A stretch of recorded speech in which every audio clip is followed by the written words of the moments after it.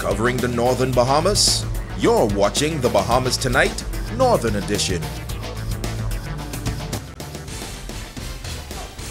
Welcome back. 6 Grand Bahama women celebrated in grand style this past Saturday at a ceremony in the nation's capital. The women are all considered leaders in their own right. But for those attending, they view the recognition as a significant step for all females in this country. Italia Hall reports.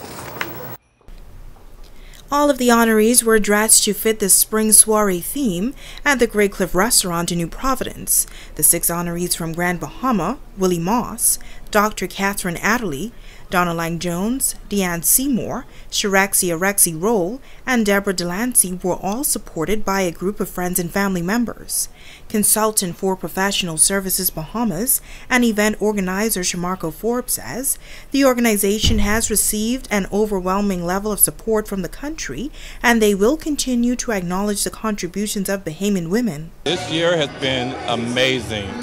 We sold out of tickets because we could not, as you say, we could accommodate anyone else, and it's unfortunately because last year it just continued to grow to our second year, and people want to celebrate these women of honors. But this election has been amazing, and for our nomination actually ended shorter than we liked to, because we had some additional people that were nominated that was phenomenal. So we probably have already 5 candidates for next year. President of the Senate, Catherine Forbes Smith, says she thought it was important to attend and give her support. Which is what I would normally do, because I am a big supporter of women and what they're doing. And these group of women are very successful in our community through their business efforts, through their work in the community. So I'm very happy to be here to support all of them. Nobody ever does anything thinking that they're going to be rewarded for what they're doing. So I always encourage people to just do the things that you think you can do well, and make your contributions to your community. I think that is very important. Dame Janet Boswick says the award ceremony means a whole lot for women in the country, and shared this bit of advice for women who want to make a positive contribution to society. You are limited in your advancement only by the limit you put on yourself. I always say, never seek to define yourself by your economic circumstance, by your family's history or anything. If you wish to achieve something, then go for it. The awards were then presented to the 25 honorees. It's Talia Hall, ZNS Network News. And now to our Grand Exploration segment. Tonight we are on a cultural exploration in the Southern District. Now, whether you are a fan of Bahamian music, art, or if your taste buds call for native bush tea, Megan Shepherd takes us on a tour of Grandma's house and a cultural center. It is a very distinct purple house located in Hunters. It's Grandmama's house to be exact, and the cultural center has been around since 2013. Founder Donald Duncombe says that the center is all about passing on the rich history of our nation, from information on government, Junkanoo, famous Bahamian artists and athletes. The center has it all. When people come here, we share just about everything. A lot of times what I try to do is read the guests, so what may be of interest to them. So, but most of the times the tour is centered around the bush tea as well as Junkanoo, because most people are curious about that. Sometimes the focus may be just on one thing, really, just talking about the bush tea, or even just talking about the art and stuff like that we have available here. Duncombe says that the tour encompasses unique tidbits that many in the younger generations may not know about. He says that this center would be a great educational field trip for students.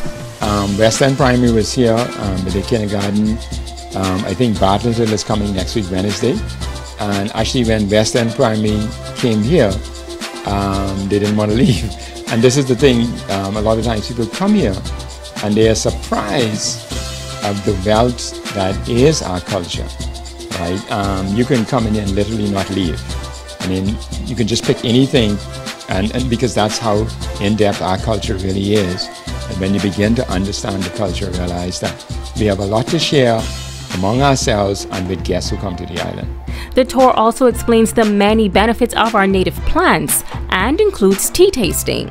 He says it's so important to preserve our country's culture through the sharing of history. If you go and you interview almost any Bahamian, I would say 9 out of 10 Bahamians have no idea what our culture really is. And that's not entirely all their fault. Part of it is because of the education system, part of it is because parents aren't teaching the children, part of it is because some people are ashamed of the culture, part of it is because the most influence comes from the United States. He adds that not only is Grandmama's house a great cultural activity to participate in, but it can also be of economic benefit. We can use this kind of facility to change the dynamics of the cruise passenger, which is the bulk of the tourists we're getting right now. Once we do that, you'll see there's a different tourist who's coming. So instead of the spending being $70, $80, we can see 120, 200, 300, and then that translates and people actually coming to stay on the island to experience more of what is the Bahamas. Megan Shepard, ZNS Network News. And now it is time to Ask the Doctor.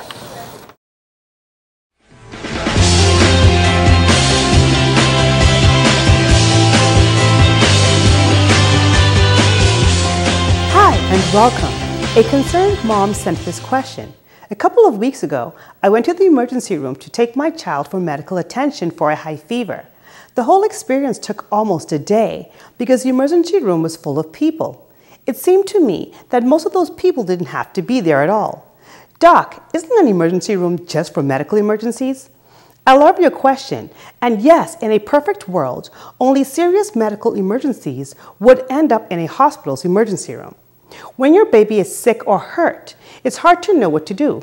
Do we wait and see if the baby gets better, or rush to the emergency room? As a concerned mom, I will give you a few helpful tips regarding infants and children and when a trip to the emergency room may be necessary. Number 1, if there's a clear crying change. If the crying is suddenly extremely different from the baby's usual cry, it can be a sign that something's wrong. 2, strange skin color. Specific changes to look out for include turning blue, especially around the lips or face, yellow, pale, or mottled skin, or a rapidly spreading rash. 3, weak or limp muscles. Your baby has specific strength in his grip and supports himself in a certain way. If this changes, or if your baby feels unusually limp, weak, or different from normal, there could be something seriously wrong. 4, sudden sleep pattern switches. If your baby is sleeping much more than usual or acting less alert, or if he or she is difficult to wake. And lastly, unusual breathing. You should be concerned if you observe a slow, rapid, or labored breathing, flary nostrils, belly or ribs moving unusually when breathing, or not breathing at all. If your baby shows any of these symptoms, go to the emergency room immediately. I'm Dr. Mooney Pratt, and this has been Ask the Doctor. Stay with us. Rumiko Knowles has a check on sports when we come back.